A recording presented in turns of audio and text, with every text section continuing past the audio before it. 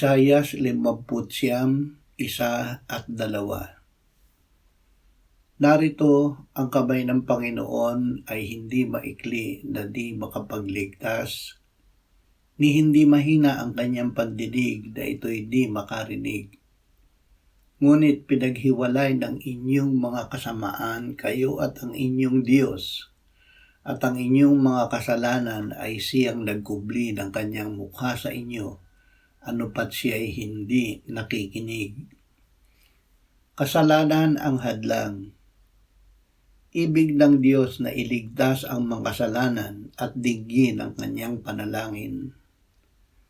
Kahit na ang Diyos ay makapangyarihang magligtas, hindi niya magawa ito sa ayaw magsisi ng kasalanan. Ngunit ang magsisi, tumalikod sa kasalanan, manalig at tumanggap sa Panginoong Hesus bilang Panginoon at tagapagligtas, ay pinatatawad at inililigtas ng Diyos.